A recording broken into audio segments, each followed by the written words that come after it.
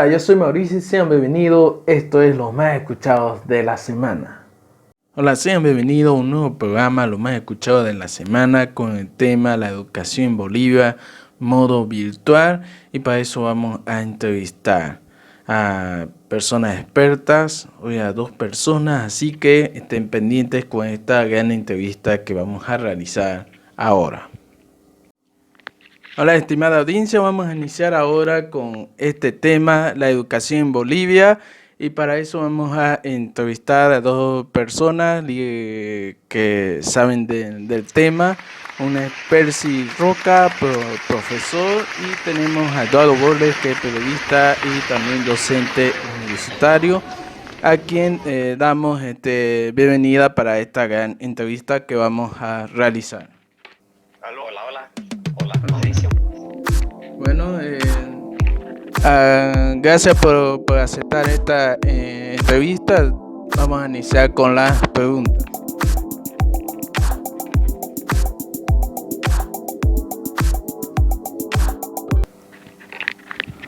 Vamos a iniciar con Percy. ¿Estás ahí? Sí, Mauricio, ¿cómo está? Buenas tardes. Gracias por la invitación. Saludo también al señor Bowles. Ya.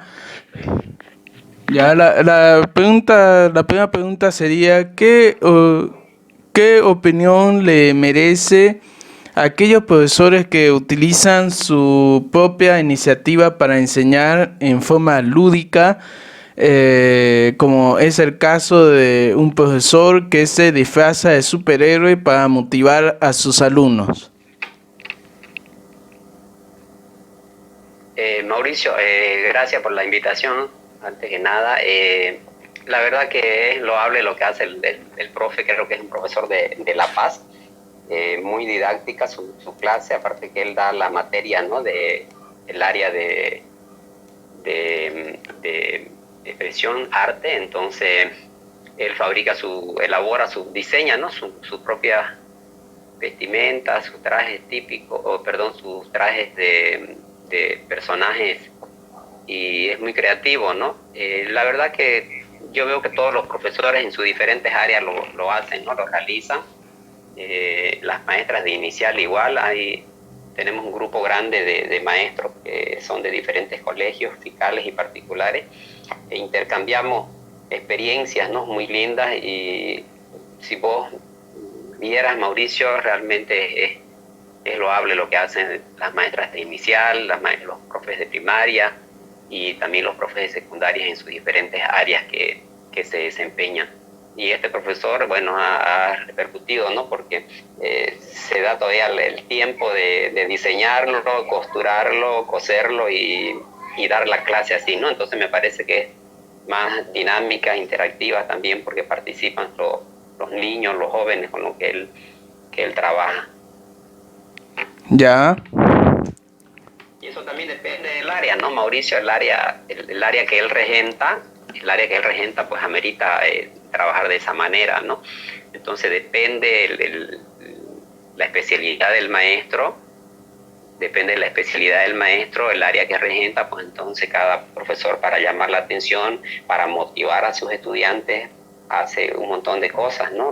Las maestras de inicial, vuelvo a repetir, se visten igual de payasos, y depende del contenido también. El contenido que se preste también se visten así, y otros materiales, adornan su espacio, ¿no? Su espacio donde ellos dan la clase, y depende del contenido también para llamar la atención a los niños, porque estar concentrado 45 minutos, que son los periodos áulicos que tienen que tener cada maestro, estar los niños de primaria, imagínate vos, concentrado en un aparatito, en una computadora, si es que tienen computadora algunos, si no en el celular. Entonces esto llama la atención, y los chicos están concentrados, ¿no?, escuchando la clase. Entonces para mí es muy, muy loable de esta actividad que hacen los profes.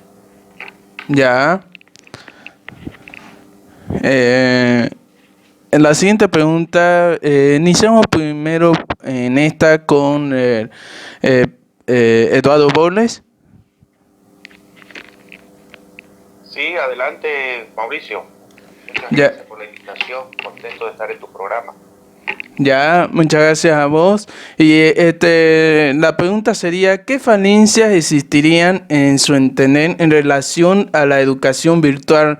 Ya que últimamente el ministro de Educación está siendo muy cuestionado.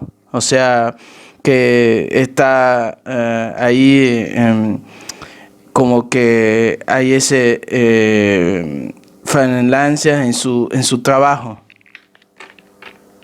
Bueno, Mauricio, yo creo que el principal problema que se enfrenta en este momento es la debilidad de la conexión que existe en Bolivia, ¿no? Nosotros tenemos una brecha digital muy grande entre la ciudad y el campo, entre las personas que tienen cierto nivel adquisitivo y otras que no lo tienen. En Bolivia, digamos, aparentemente está todo conectado porque todos tienen un celular en la mano, pero la mayoría de los que tienen celular forman parte de la conexión prepaga y lo utilizan exclusivamente para ciertos usos puntuales como el WhatsApp o conexión a las redes sociales, etcétera. Pero pasar una clase virtual requiere de una mayor inversión, ¿no? Necesita pasar una clase virtual a través del Zoom o del Google Meet, necesita ya una conexión domiciliaria, una conexión más estable de Internet, y ahí es donde se observa ese gran problema que hay en Bolivia, ¿no? La conexión domiciliaria de Internet tiene una escasísima penetración, mucho más cuando se trata de la conexión banda ancha. Entonces hay una gran cantidad de gente, de niños que no están pasando clases, hay una gran cantidad de profesores, sobre todo del área fiscal, del área pública, que obviamente no tienen las posibilidades de pasar clases, ¿no? El otro problema es que la educación fiscal lamentablemente siempre ha adolecido de falta de fiscalización, ¿no? Lamentablemente muchos de los colegios están abandonados a su suerte, sobre todo en el área rural y en algunos barrios donde se han construido colegios, se han construido establecimientos educativos, pero que no forman parte del circuito estable de la educación. Son muchas veces colegios que son solventados por los propios padres, que hacen cuotas para pagar los sueldos de los maestros que no tienen ítem. Entonces ahí, cuando llegó la cuarentena, se ha producido un gran vacío, un gran hueco, ¿no? Y el gobierno obviamente está tratando de organizar las cosas, ¿no? Ya nomás en situaciones normales, la educación fiscal siempre ha adolecido de graves problemas, graves falencias, inestabilidad, un alto nivel de suspensión de las clases, falta de maestros, etcétera, etcétera, o infraestructura precaria. Y ahora muchísimo más se ve este problema por la influencia de la pandemia. Según el cálculo de UNICEF, por ejemplo, hay el 40% de los estudiantes en Bolivia no están pasando clases, no están en conexión con sus profesores, han perdido totalmente la vinculación con la educación. Ahorita están en sus casas, jugando, perdiendo el tiempo, ayudando a sus padres, no sé, pero no están conectados con la educación. Y el riesgo es que si esto se prolonga, esos chicos van a perder la conexión con el estudio y es posible que eso se traduzca en unos altos niveles de abandono escolar. Ya. Profesor Percy, ¿algo que quiera resaltar respecto a este tema? Mauricio, hace un mes atrás el Ministerio de Educación ha hecho cursos de capacitación para que nosotros los maestros, tanto del área urbana y rural, nos capaciten, ¿no?, en las diferentes plataformas virtuales como Zoom, Kiss, Camtasia, Google. Bueno, fueron 2 semanas que tuvimos de capacitación mañana y tarde. Y no fue tan aprovechado por el problema que mencionaba el señor Bowles, ¿no? Entonces, los colegas de provincia, por ejemplo, no tenían acceso, ¿no? Cómo poder acceder a estos cursos. Muchos de ellos, por ejemplo, en la misma capacitación, mencionaban y le decían, por favor, explique más rápido porque está acabando mi crédito. Entonces, ellos, ¿qué hacían los profesores? Imagínate, Mauricio, hemos tenido 2 semanas, mañana y tarde hemos tenido capacitación hace más de un mes atrás. Entonces, las de provincia no han podido acceder a estas capacitaciones. Aparte que fueron muy teóricas, ¿no? Porque solamente explicaban así a grosso modo, y la gente que no está todo el día, o por lo menos una vez al día, conectado, entonces es muy difícil, entonces han quedado ahí nomás. Ahora el ministro ha dicho que ha hecho un convenio con Entel, pero no hay tal convenio, no se prescribe nada. Hasta ahora sale también la reglamentación, o si sale no hay una reglamentación clara sobre los cursos estos virtuales que se están dando. Acá en Ciudad sí uno está haciendo lo que uno puede, es el maestro que está gastando, ¿no? de su dinero, el tema del internet. No todo, sí. En el campo, por ejemplo, es que lo que están haciendo los colegas, están haciendo tipo cartillas y salen en su bici a entregar los prácticos a los estudiantes, ¿no? En las provincias. Entonces va a haber un desfase grande en esta gestión para la siguiente. Ahora lo que están haciendo también algunos profesores es priorizar ciertos contenidos que de alguna manera sí van a quedar lagunas en los estudiantes, peor en el nivel primaria, que están en la etapa de alfabetización, entonces donde requieren mucha estimulación, requieren mucha concentración en el tema de las 4 áreas principales, ¿no? Las troncales, que son matemáticas, lenguaje, ciencias sociales, y las otras áreas también técnicas que complementan el aprendizaje de los estudiantes. Entonces, realmente hay una preocupación grande.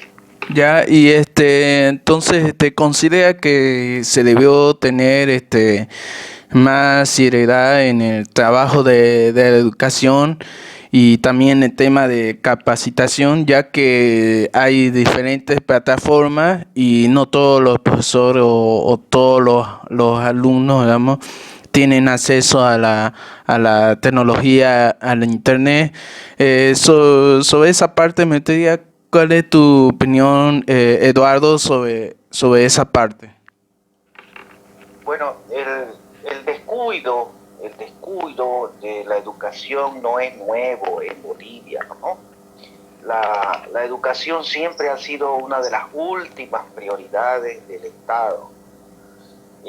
Lamentablemente también es una de las últimas prioridades de la familia. No vamos a echar la culpa de todo al Estado. Las familias tampoco se preocupan por la educación de sus hijos. Son muy pocas las que valoran la educación como una herramienta que les puede cambiar la vida, que les puede permitir un ascenso social. Hay múltiples factores que inciden en que las familias consideren a la educación como algo que no es prioritario. Y el Estado, ese sí, no tiene perdón. Así como no tiene perdón el hecho de que hayan descuidado durante tantos años la salud, ¿cierto? Durante 14 años se nos mintió, por ejemplo, que el satélite Tupac Katari, que costó $300 millones a los bolivianos, porque esa plata no salió ni de Evo Morales ni de Arce Catacora, salió del bolsillo del boliviano, es dinero que nos han quitado a los bolivianos. Entonces, ese satélite no sirve absolutamente para nada, apenas servía para transmitir televisión boliviana y que todo el mundo vea los partidos de fútbol que jugaba el expresidente. Esa es una estafa descomunal que se ha hecho hacia el país. Otra forma en la que se observa que la educación ha sido descuidada es que supuestamente a los profesores, a los docentes de secundaria, primaria y secundaria, se los formó durante 2 años, no sé cuánto tiempo, a través del famoso Profocom, ¿no? ¿Para qué sirvió el Profocom? Supuestamente los docentes son licenciados ahora, tienen el título de licenciado. No incluía en el programa del Profocom la educación digital. Hace muchos años que nosotros, yo soy profesor también de secundaria, que nosotros venimos capacitándonos ya en tema de tecnología. La tecnología desde 1995 es parte fundamental de nuestras vidas, es parte fundamental de nuestro trabajo, es parte fundamental de cualquier actividad que nosotros desarrollamos, asistiendo a clases, sábado, domingo, feriado, el famoso Profocom que le decían el sofocón, porque realmente lo sofocaba a los pobres profesores. No incluyeron la tecnología, el uso de las nuevas tecnologías, no incorporó la tecnología, porque la ley Lavelino Siñán y las reformas que incluyó el gobierno anterior, incluía materias como TTG, la materia de tecnología técnica, tecnología, no sé qué asuntito que tiene ahí, y eso incorpora en el programa de estudio, ¿ya?, el tema de tecnología. Al menos en el colegio donde yo enseño, están esas materias y los chicos llevan computación. Tenemos profesores especializados encargados de impartir esas materias. No incluyeron. Yo que recuerde, en las notas periodísticas, el expresidente entregaba computadoras en colegios donde no tenían ni siquiera electricidad las escuelas, donde tenían unas conexiones eléctricas que no soportaban un número de computadoras mayor a 10 o 8, no sé cuántas, ¿ah? Y obviamente no tenían conexión a internet, iban y regalaban computadoras como quien regala un par de zapatos, no eran acompañadas de un programa de capacitación. Entonces nosotros arrastramos, ¿no?, siglos y años, ¿no?, de una desidia en relación a la educación. Y ahorita, obviamente, en esta crisis tan grave que estamos enfrentando, se están viendo todas las miserias que tiene Bolivia. ¿Ah? Se están observando las miserias, los graves déficits, las graves deudas sociales que tiene el Estado, que tiene la sociedad con muchos de los bolivianos. Y obviamente eso se va a traducir en una brecha tremenda entre chicos como los del colegio donde yo enseño, que no han interrumpido ni un solo minuto, porque inmediatamente se declaró la cuarentena. Al otro día nos reunieron a todos los profesores. Aquel que no sabía manejar el Google Classroom, le dieron una clase de mediodía y solucionado el problema el próximo año. Porque ya el magisterio, que lamentablemente es otro factor de atraso en nuestro país, la dirigencia del magisterio está presionando, ¿ya?, para que, ya se están observando presiones para que suspenda el año escolar. Una medida que se ha repetido en nuestro país muchísimas veces. Y mientras Bolivia no tenga educación, y mientras Bolivia no valore la importancia de la educación, vamos a seguir siendo un país pobre, atrasado, con los peores índices sociales que se puedan ver en el continente. Ya. Algo que quieras complementar a este tema, profesor Percy. Sí, Mauricio, es cierto, ¿no? Hemos tenido los cursos llamados Profocon, que solamente ha sido para que nosotros conozcamos, o sea, los profesores, ha sido muy tedioso esos programas, ¿no? Porque fueron 2 años que supuestamente nos capacitaron, y era sábado, domingo, donde fue una inversión al agua, ¿no? Con ese dinero se pudo hacer muchas cosas. En su momento también entregaron las computadoras, pero se les entregó nomás y no hubo un programa complementario, ¿no? Para poder utilizarla, ¿no? Que hacían las profesoras que ya estaban por jubilarse, se las daban a sus nietos, no se las daban a sus hijos y no se les dio el debido uso, ¿no? Fue una pérdida total con ese Profucom. Los que teníamos ya la licenciatura, habíamos hecho la licenciatura en otra universidad, en mi caso, por ejemplo, entonces nos metieron a los que éramos licenciados, hicimos la maestría, y la maestría fue peor todavía, ¿no? Porque supuestamente una maestría dura 2 años, nos tuvieron 5 años con esto, y también nos tenían sábado y domingo, y no, dentro de la malla curricular, por ejemplo, no existía la parte técnica, ¿no? La parte de computación o ciencia, tecnología y producción, que es el campo que corresponde, ¿no? Entonces ahí había un desfase total. La mentira más grande del Tupac Katari, que nunca se dio, que nunca vimos resultados. Entonces, y es lo que estamos viendo ahora, ¿no? 14 años de pérdida ha sido prácticamente, porque el modelo era sociocomunitario productivo. Entonces, ¿cuál era lo que se trataba de rescatar? Era saberes ancestrales, y olvidándonos de que estamos en el siglo XXI, ¿no? Entonces no podemos, si bien es cierto la ley, el modelo de la Escuela Ayo de Guarizata fue muy buena en su momento porque repercutió, ¿no? En México, Ecuador, Perú, pero implantarla en este siglo XXI es un poco difícil, ¿no? Y ahora que estamos viviendo en la era cibernética, peor todavía. Entonces fue un desfase, fue una pérdida de tiempo estos 14 años, y es lo que nos encontramos actualmente, ¿no? Obligatoriamente pasando clases virtuales.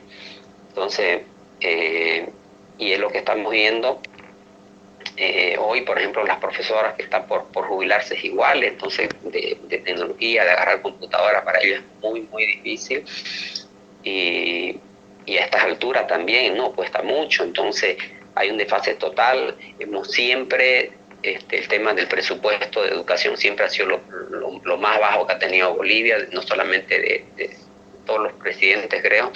Siempre para la educación y salud han dado lo último. Entonces no tenemos infraestructura, no tenemos salas de computación en los colegios particulares, en los fiscales, por ejemplo. Se habla mucho en esta ley, se hablaba mucho de implementarlo, pero pues teóricamente, porque nunca se implementó, nunca se trajeron los equipos, nunca hubo una capacitación. Entonces es lo que estamos viviendo ahora. Imagínense todo lo que estamos viviendo con esta pandemia, que nunca pensamos, y nos la estamos chupando los maestros, ¿no? Siendo creativos, tratando de conocer estas plataformas virtuales. Lo que estamos acá en ciudad, sí, porque algún momento cuando se ha hecho algunos cursos, algunos diplomados, sí se lo hace de esta manera, de forma virtual, y peor si es como de otros países, ¿no? Entonces, hoy por hoy cuesta mucho, ¿no? Entonces uno tiene que estar tratando de ayudar a un colega, reunirse también y capacitarlos también a los mismos colegas. Nosotros los mismos colegas estamos capacitando y aprendiendo también de otros, ¿no? Es muy difícil, y es una pena. Lo que a mí me apena mucho ver en las provincias y en los barrios, no solamente en provincias, en los barrios que están más alejados, donde la gente no puede acceder, ¿no? Por las tareas, por los exámenes y todo lo que conlleva la currícula del curso que está su niño, ¿no? Ya, la siguiente pregunta me gustaría que responda primero el profesor Eduardo Boles, que es: ¿qué opinas sobre la nueva reglamentación de la rebaja de pensiones dada por el gobierno, que está causando mucha controversia entre los padres de familia? ¿Qué opinas sobre el tema de pensiones? Bueno, es una medida sumamente sumamente compleja, ¿no? Bueno, quiero decir primero que ya se ha autorizado una rebaja hasta del 28%, ¿no? Entre el 10 y el 28%. No se ha aprobado la rebaja del 50% que está pidiendo una asociación de padres de familia, ¿cierto? Eso hay que tener cuidado. Existe obviamente la presión para que se rebaje el 50%, y así sea del 10 o del 20 o del 30%, someter a los colegios a esa rebaja es muy, muy riesgoso, muy delicado. Yo quiero decirles en este momento que los colegios particulares están enfrentando moras de hasta el 80%, lo mismo en las universidades privadas, 80% de mora, ¿no? Obviamente los colegios no van a hacer absolutamente nada con esos padres, con esos estudiantes. Es imposible presionarlos, es imposible, ¿no? Establecer alguna medida coercitiva, y siguen pasando clases, no han interrumpido. Conozco colegios que han hecho, el caso mío, por ejemplo, han hecho inversiones fuertes, compra de computadoras, pago de mega. Conozco otro ejemplo de otro colegio, de un colegio católico, que ha invertido en la construcción de su propia plataforma. Ellos no se han conformado con utilizar Google Classroom o Edmodo o cualquiera otra de las plataformas que mencionó el profesor Percy, ¿ya? Sino que han construido su propia plataforma, han hecho una inversión muy grande y han capacitado a su personal. Tuvieron un par de semanas de pausa y lo capacitaron a su personal. Y obviamente yo he visto, porque mi hija asiste a ese colegio, he visto cómo se ha notado la diferencia. Los profesores están en otra dinámica y se está viendo experiencias muy bonitas, como las que justamente señalaban al principio del programa y como las manifestaba el profesor Percy, ¿no? Los profesores tienen la voluntad, tienen la vocación de servir a sus estudiantes, y los colegios también. En este momento los colegios particulares, los colegios de convenio con la Iglesia Católica y algunos colegios mejor organizados de la ciudad, ¿no? Sobre todo los colegios fiscales más tradicionales, están haciendo la diferencia en la educación.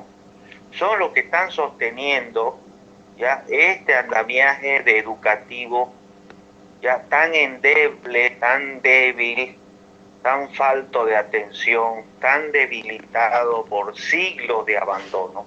Los únicos que están sosteniendo la educación son los colegios particulares, que, insisto, tienen una mora del 80%. Pese a eso, siguen dando clases, siguen soportando este sistema. Entonces, si encima de eso le reducen el 50%, que ojo, no van a lograr que ni siquiera paguen ese 50%. La mora va a ser grandísima, igual con el 50%.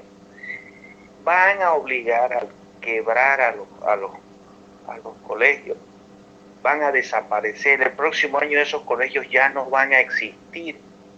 Entonces yo insto a que las familias reflexionen sobre la importancia de la educación, a que haga el sacrificio de mantener a sus hijos estudiando, a que le dé un mayor apoyo. En este momento los niños necesitan más apoyo que antes, porque los chicos ya no van al colegio de manera presencial. Entonces tiene que haber un trabajo de toda la familia en relación al niño, ¿ya? Entonces es como decía el dicho, ¿no? Para educar a un niño se necesita toda la tribu, dice, hay un proverbio nativo, ¿no? Toda la tribu tiene que involucrarse. Siempre ha sido una necesidad el hecho de que se involucre toda la familia. Y ahora mucho más todavía, porque la educación digital requiere de la autonomía, requiere del autoaprendizaje. requiere de una motivación mucho mayor que la que había antes. Antes, cuando íbamos al colegio, el profesor nos insistía, nos rogaba, por último nos amenazaba para que hagamos la tarea. Había, ¿no?, una presión muy fuerte sobre los chicos. Ahora esa presión del profesor ha desaparecido, y esa presión, ese estímulo, ¿ya?, tiene que darlo la familia, ¿ya? Pero la familia se está fijando solamente en el factor económico, ¿ya? Está criticando a los profesores, los está desvalorizando, está diciendo que la educación digital no sirve, está diciendo que esas clases virtuales son de menor calidad. No es así. La educación digital funciona, y funciona perfectamente. Los grandes genios de la actualidad no se han educado en escuelas tradicionales, se han educado por su cuenta. Si ustedes observan quién es Bill Gates, quién fue Steve Jobs, quiénes son los grandes, ya, personajes que están innovando en este momento, son personas que se han educado por su cuenta en la conexión a Internet, ya, en los bancos de datos que hay en Internet, en ese mar de conocimiento. Hace un ratito, ya, por WhatsApp, un amigo mío me acaba de mandar una biblioteca de 5.000 libros. Imagínense, 5.000 libros en PDF, y me los ha mandado por WhatsApp. Entonces ahorita nosotros tenemos un mar de conocimiento, un mar de posibilidades, ¿ya?, un mar de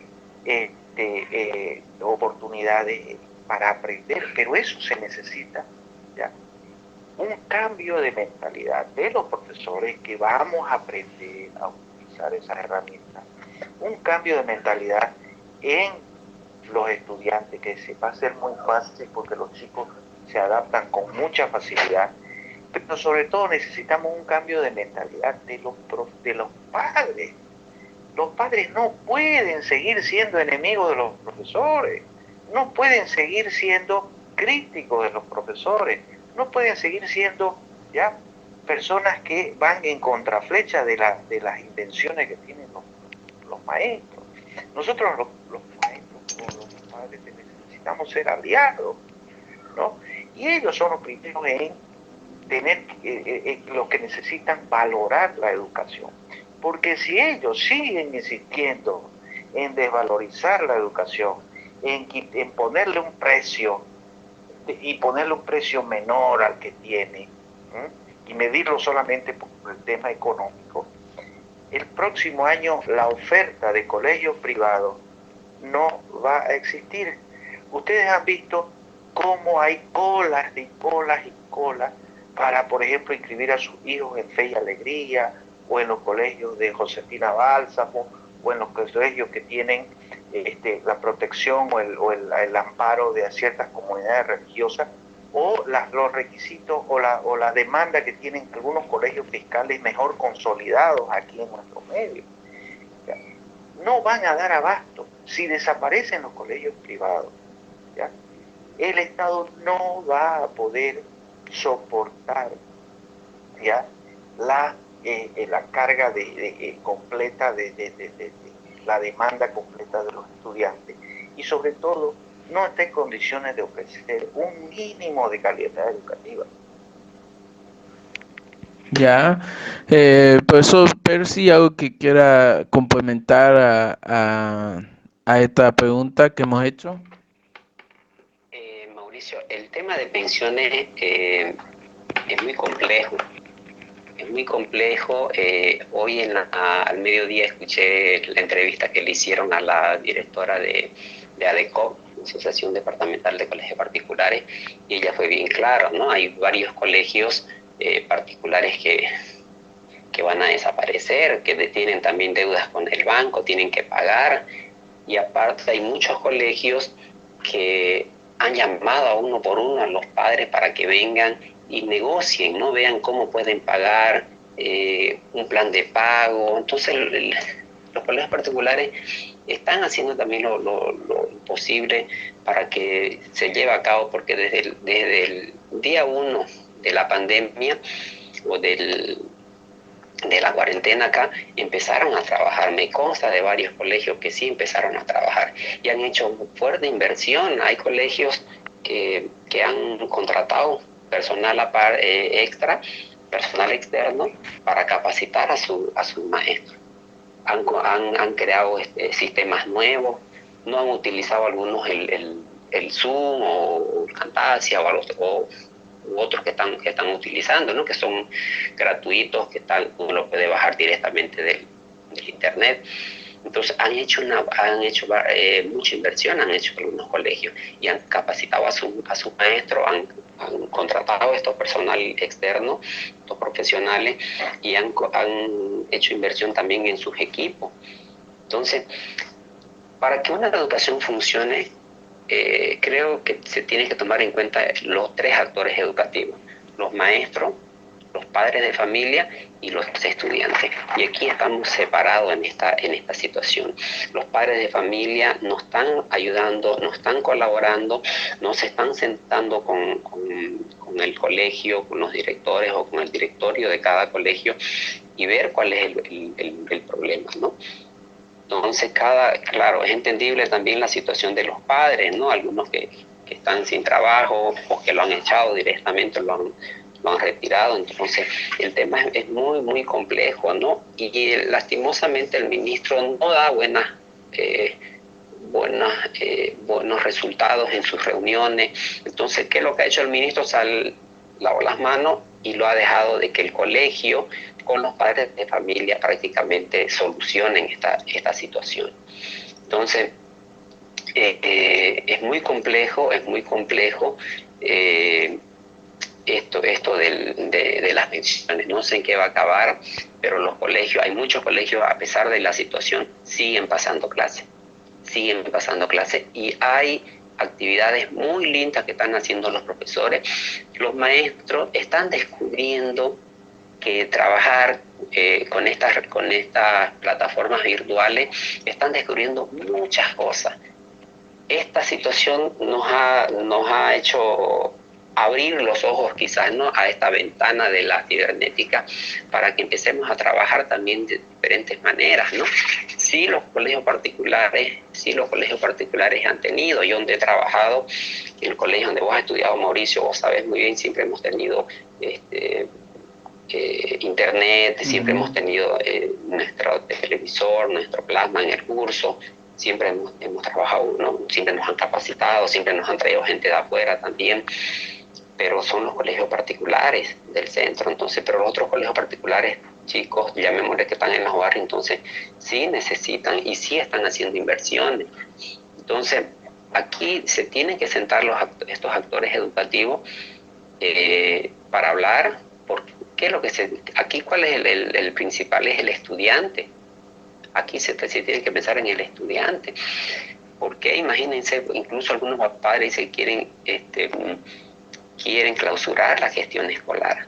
Entonces es muy complejo, y ahorita lo que están dando la cara de los colegios fiscales, por ejemplo, que están dando la cara contra la educación, son los colegios, como decía el señor Bowle, son los colegios de convenio.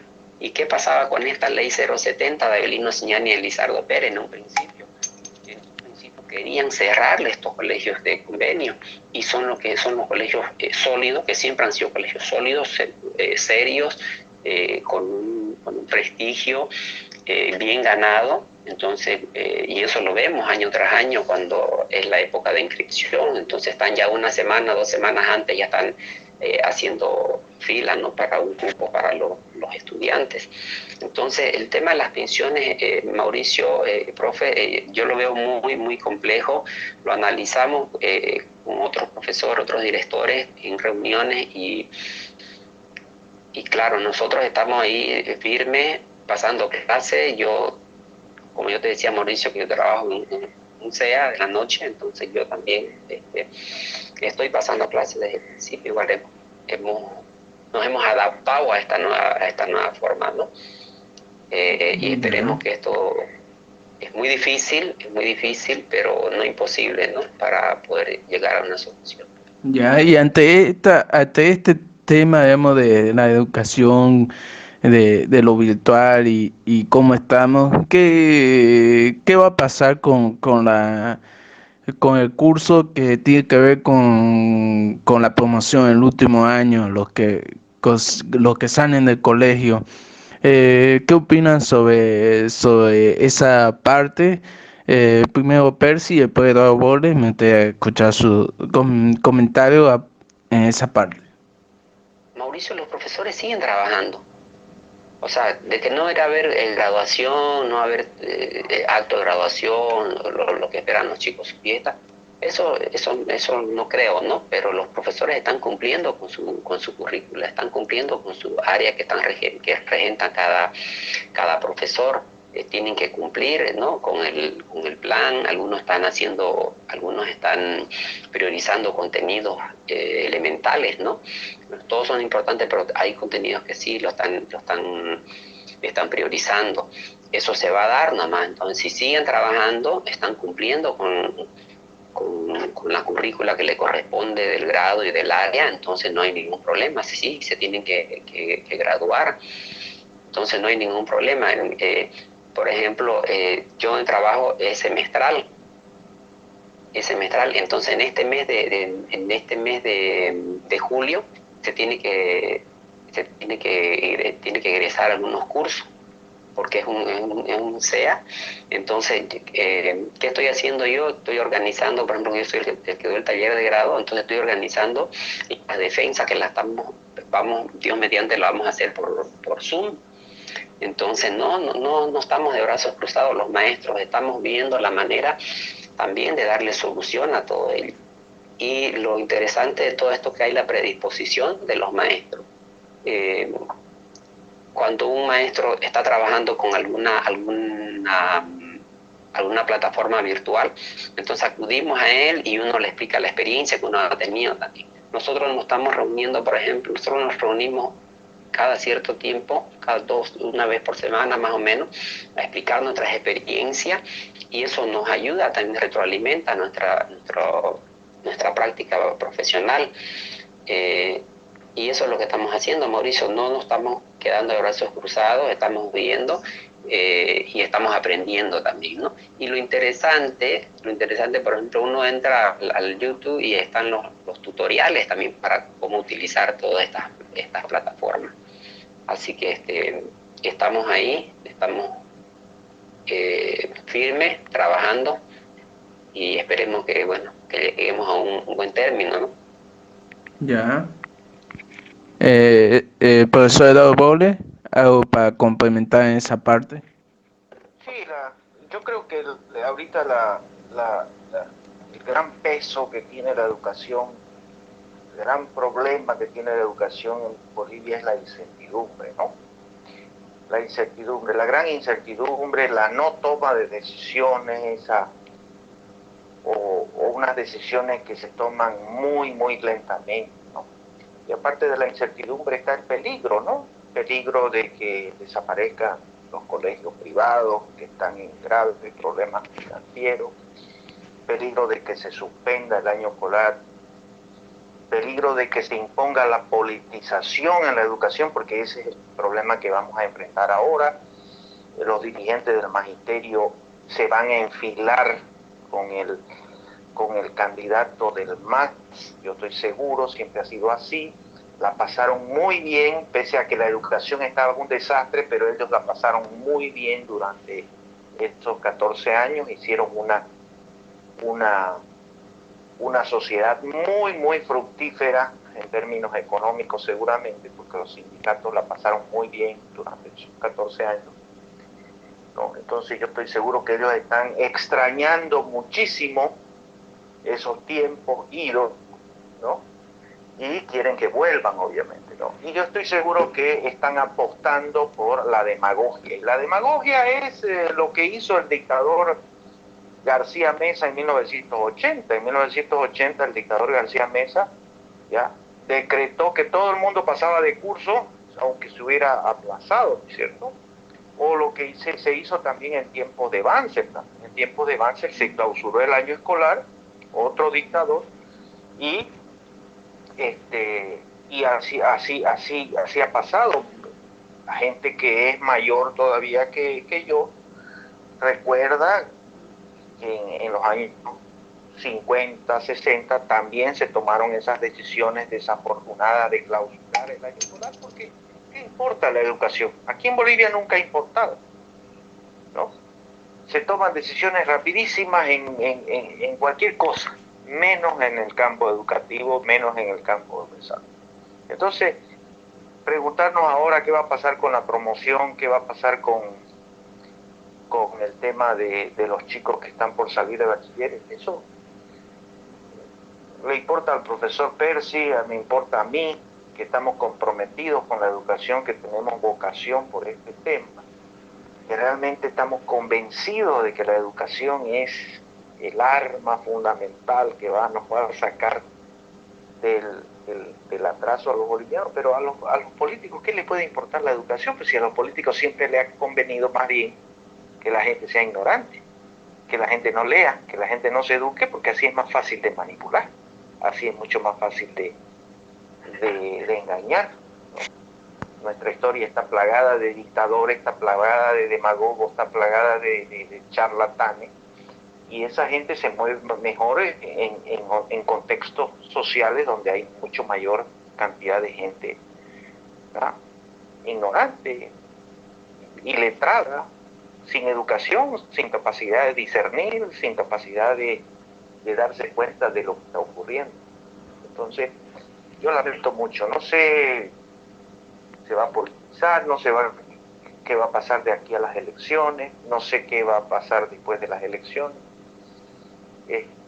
Eso está en manos lamentablemente, de los aventureros de siempre. Ya, y profesor Eduardo, ahora, ¿cuál sería su enfoque positivo y negativo acerca de las clases virtuales para los estudiantes? Yo coincido con el profesor Percy, y hace 2 días en un foro que organizó la Iglesia Católica sobre estos problemas educativos lo mencionaba el director nacional de Fe y Alegría, lo mencionaba y decía que la educación virtual nos va a dar muchísimas sorpresas y nos va a dar grandes sorpresas positivas.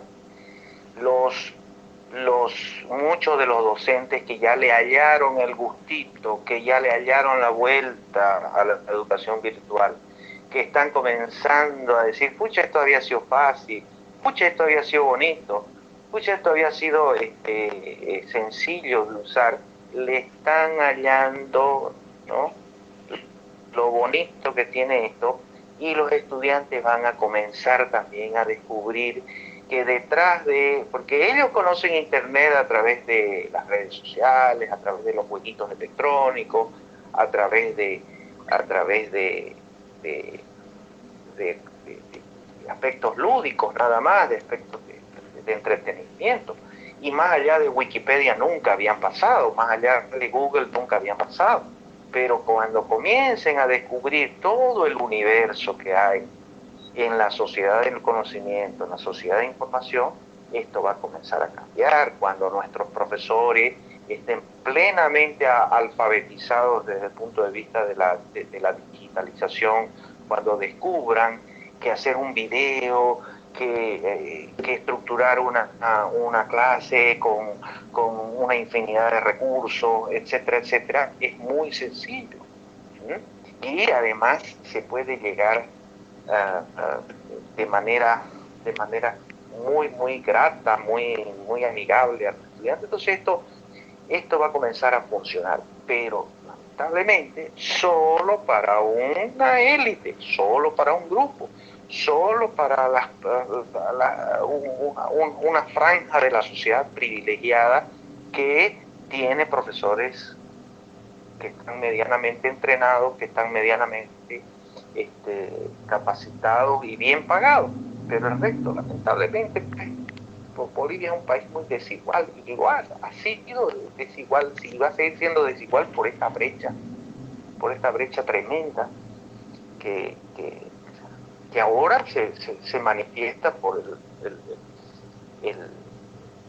por lo tecnológico, ¿no? Ya. ¿Y qué opinas sobre el trabajo del Ministerio de Educación? En mi caso yo creo que están muy perdidos, están muy extraviados, están muy, no encuentran el camino todavía, ¿no? Muy lento para tomar decisiones, no se han dado cuenta de qué es lo que hay que hacer. Y obviamente eso se manifiesta en esos datos que hemos venido dando con el profesor Percy. Ya. Profesor Percy, algo que quiera resaltar en una de las dos preguntas. Mauricio, como te decía hace un momento atrás, el ministro de Educación no toma decisiones. Te decía de que él, por ejemplo, ¿qué es lo que ha hecho? Ha pedido a los colegios particulares con los padres de familia que ellos solucionen. Entonces le falta, no tiene un norte, le falta tomar decisiones. Eh, Estamos ahí. No nos da seguridad al magisterio. Yo al menos no me siento así seguro con la función que él está desempeñando actualmente. Entonces le falta mucho, le falta otra vez situarse bien. No olvidemos también que anterior a él estuvo otra señora, entonces le falta muchísimo, le falta mucho y no sabemos en qué va a parar todo esto, ¿no? Ya. Profesor Eduardo Borles, ¿qué futuro usted cree que les espera a los estudiantes con esta nueva modalidad al tener que adaptarse a todos estos protocolos de seguridad? Ellos los estudiantes tienen que entender, bueno, a mí, por ejemplo, todos los días me preguntan los chicos, profe, ¿y se va a suspender el año escolar? La educación no se detiene, yo les digo, no se detiene. Desde que vivimos en una sociedad de la información, en una sociedad del conocimiento, en una sociedad hiperconectada, en una sociedad, como le llaman, online, la educación no se detiene, no debe detonarse. Incluso hoy se maneja ese paradigma entre los estudiantes, entre los profesores, es la educación constante y continua, ¿no? Y la educación integral. Ningún profesional ya puede presumir de que, ya me formé, ya no estudio. Tiene que actualizarse constantemente.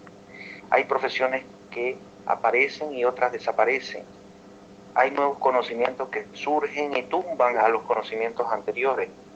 ¿Ya? Hay innovación, la innovación es permanente.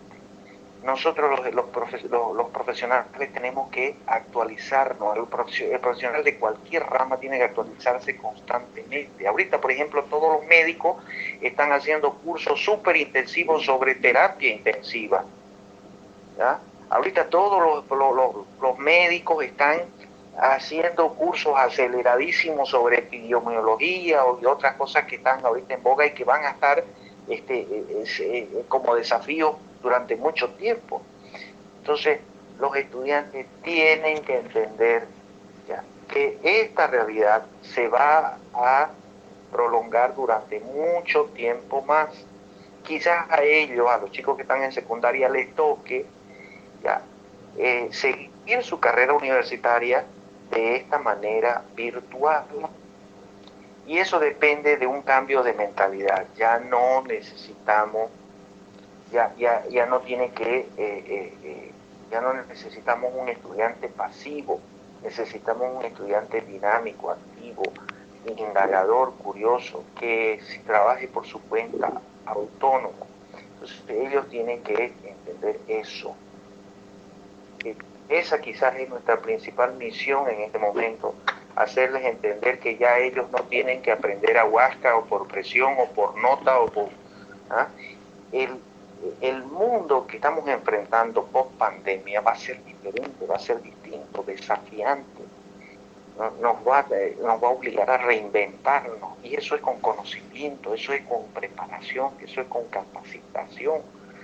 Si no lo hacemos, ya vamos a desaparecer del circuito profesional y vamos a ser los nuevos desempleados.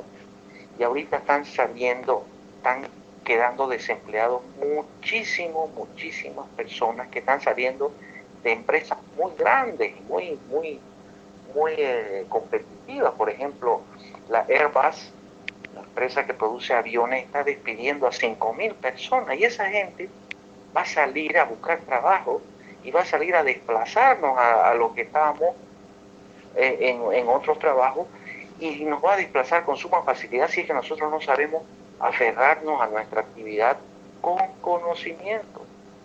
Conseguir trabajo va a ser mucho más difícil. ¿Por qué? Porque para los jóvenes va a ser más difícil. ¿Por qué?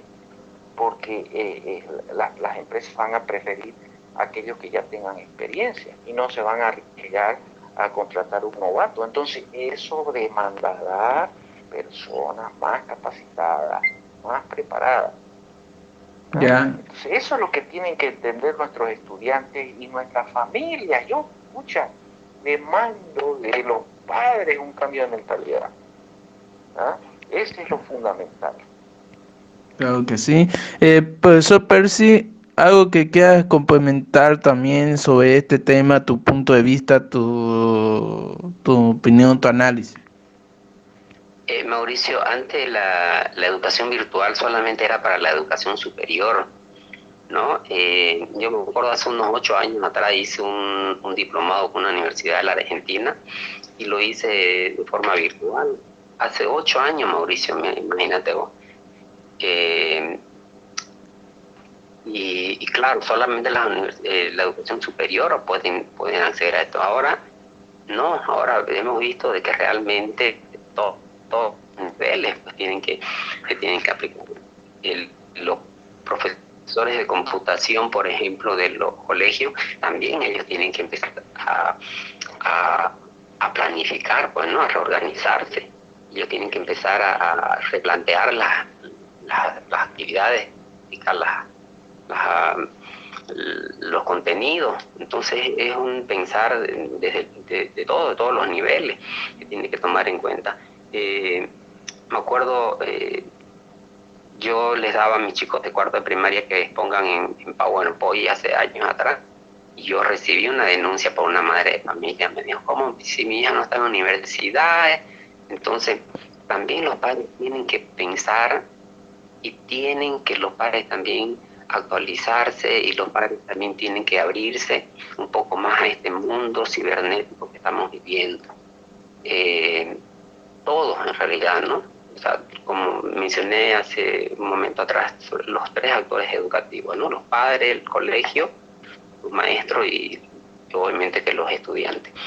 Necesitamos todos trabajar en ello, y te cuento que hay varios profesores que nos está gustando, ¿no? Entonces estamos viendo, ya nos hemos inscrito a otros cursos, por ejemplo, hay varios cursos gratuitos, entonces ya nos hemos inscrito a estos otros cursos que nos van a poder ampliar nuestro horizonte, nos están permitiendo conocer un poco más, y va a ser así, entonces necesitamos todos actualizarnos, necesitamos todos cambiarnos de chip y empezar de una manera, ¿no? Sin obviamente tomar en cuenta los contenidos esenciales, básicos, ¿no?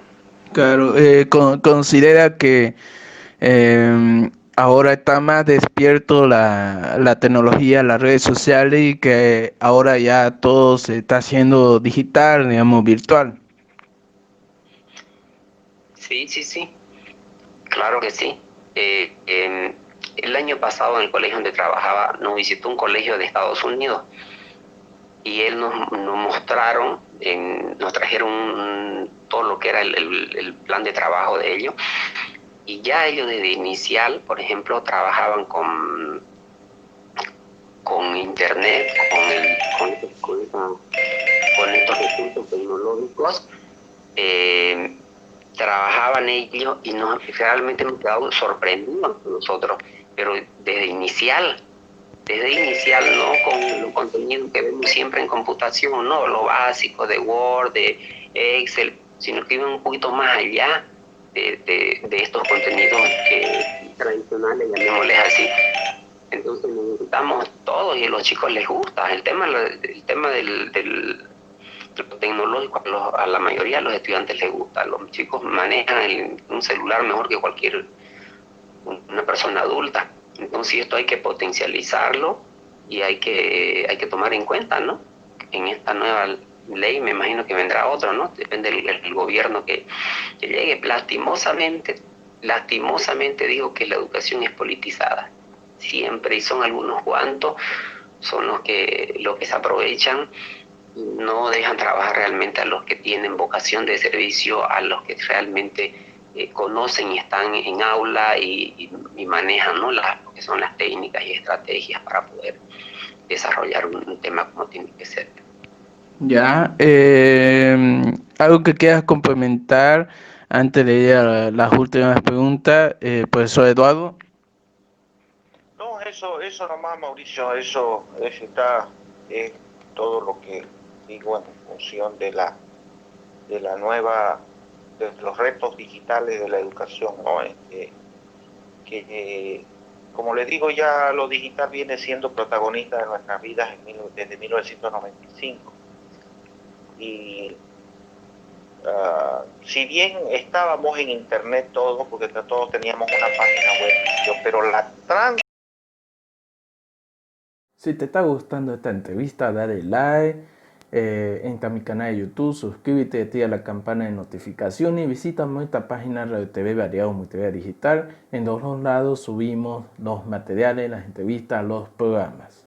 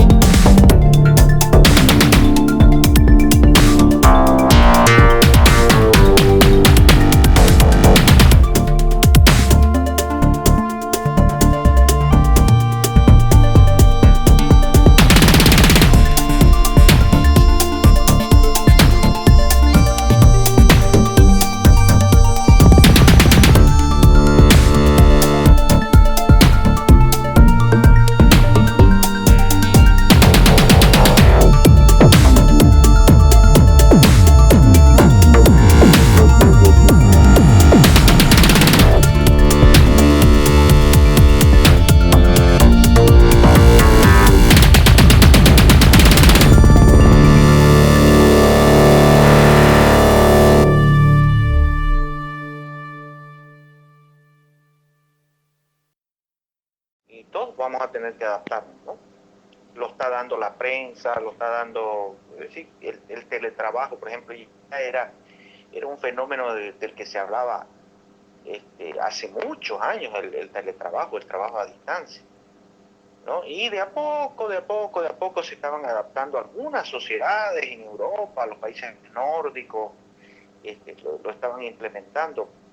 El país que más teletrabajo tenía era 13%, 8%, ¿no? Pero ahora de forma obligada, vamos a tener que incorporar el teletrabajo y con grandes ventajas. Por ejemplo, el otro día el famoso columnista Andrés Oppenheimer decía que en su trabajo, en el periódico donde él trabaja en Miami, el Miami Herald, ya le han dicho que no van a volver a la antigua modalidad. Si se suspende la cuarentena, si mañana se encuentra la vacuna contra el COVID, o si mañana se descubre un tratamiento efectivo, ellos ya no van a volver a la antigua modalidad, porque han descubierto que la gente es muchísimo más productiva trabajando desde su casa. Entonces, si nosotros ya encontramos la magia que tiene la educación digital, seríamos tontos de volver al antiguo sistema. Seríamos tontos. El momento en que nosotros encontremos al estudiante, el perfil del estudiante curioso, indagador, que busca, que encuentra la información, que hace las conexiones de la información, que es capaz de innovar, que es capaz de consumir grandes cantidades de información y establecer conexiones y crear su propio conocimiento.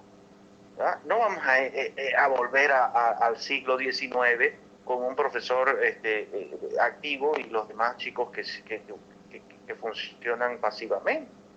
Entonces eso sería tonto. Entonces nos vamos a tener que transformar hacia lo digital, buscar las virtudes que tiene, y obviamente esto es un camino sin vuelta, ¿no? Ya. La siguiente pregunta para los dos. Para concluir, ¿podrían darnos su punto de vista sobre un incentivo para la juventud en pro de buscar una buena lectura en esta cuarentena para poder sobrellevar toda esta situación?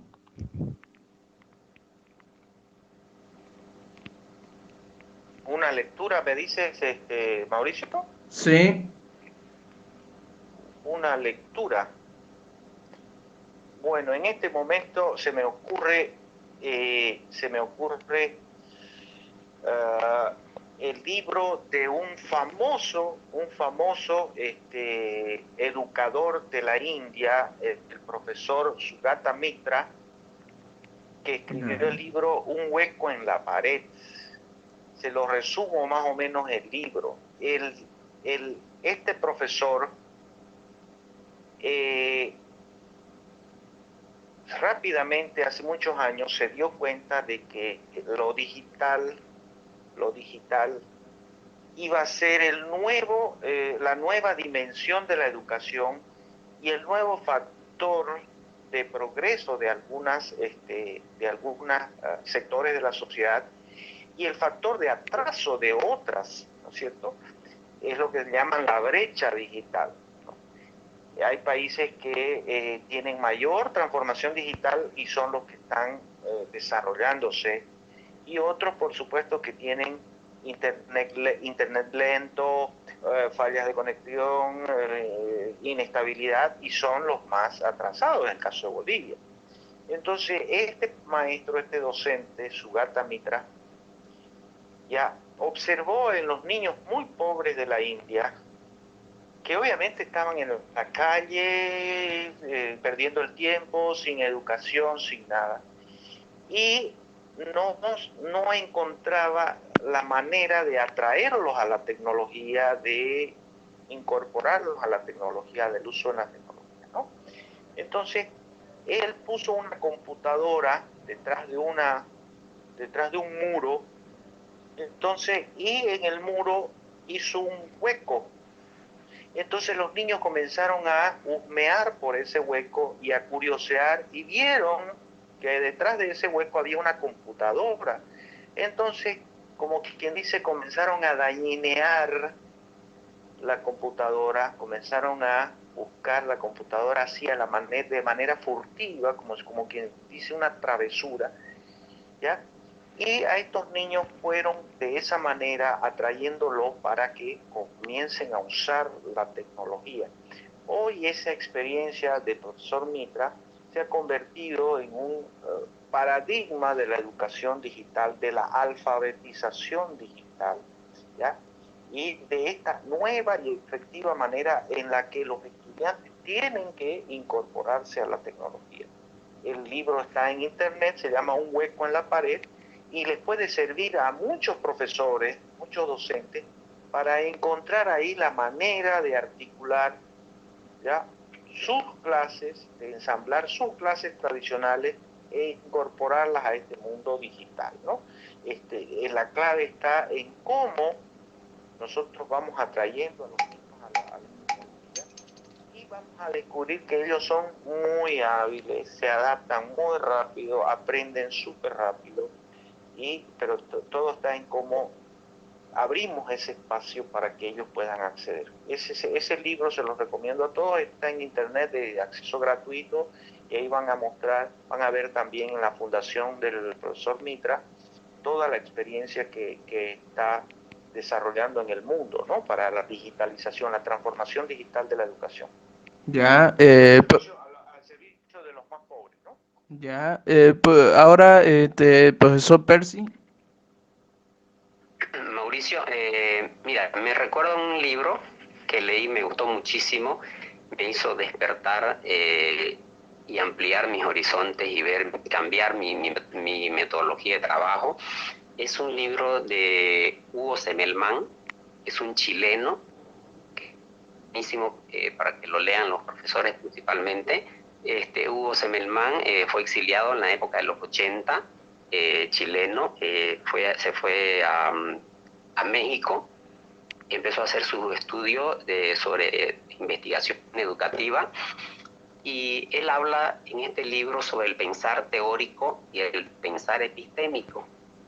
Él dice que el pensar teórico ya está, son las definiciones, eso lo podemos encontrar en un libro de texto o en un diccionario, ¿no? Entonces ya no tenemos que ocuparnos de eso, hacerlos repetir a los chicos, a los estudiantes, a los jóvenes, repetir y repetir, porque eso no es desarrollar, ¿no?, sus capacidades que tienen los jóvenes. Entonces él habla sobre el pensar, ese es el pensar teórico, y el pensar epistémico va mucho más allá, ¿no? Mucho más allá de una definición, mucho más allá de leer por leer, de leer de memoria, aprender de memoria, de estudiar solamente para el examen. Entonces es un libro interesante. ¿Cuál es el nombre, profesor? ¿Cuál es el nombre del libro? Hugo Semelman se llama el profesor, el señor chileno, Hugo Semelman, y el libro Pensar teórico, pensar epistémico, Ya. un chileno. Entonces nos habla sobre el pensar epistémico, eso, ¿no?, hacerlo reflexionar, y nos habla sobre su investigación que hizo en México. El año pasado acaba de fallecer el señor Hugo Semelman. Es interesantísimo. Realmente el profesor que lee este libro, mire, nos abre el entendimiento, nos hace cambiar nuestra manera de trabajar, nuestra manera de desarrollar nuestra clase, las estrategias, las dinámicas. Es muy, muy, muy interesante, y yo se lo recomiendo a los profesores, porque el profesor que lea van a ser beneficiados sus estudiantes, ¿no? Ya, hemos aclarado bien sobre el tema de la educación en Bolivia, y agradecemos a que esté con nosotros Eduardo Boles, periodista, profesor, docente, y también a Percy Roca, que también es profesor. Y bueno, agradecemos su punto de vista, su análisis y su respuesta a estas preguntas sobre este tema muy importante que es la educación en Bolivia. Así que muchas gracias. No, gracias a vos, Mauricio, por la invitación. Gracias a Percy. Muy grato de escucharlo, de compartir con él este espacio. Y un saludo para todos. Gracias, Mauricio, muy lindo estar con vos, me gustó la verdad. Gracias también al profesor Bowles, también muy interesante escucharlo, siempre lo sigo también. Así que feliz y bendiciones para todos, Mauricio, gracias. Ya, gracias a ustedes y hasta otra oportunidad para seguir hablando temas muy interesantes. Entonces, hasta otra oportunidad y muchas gracias. Que tengan un excelente día. Gracias igualmente. Chao, chao.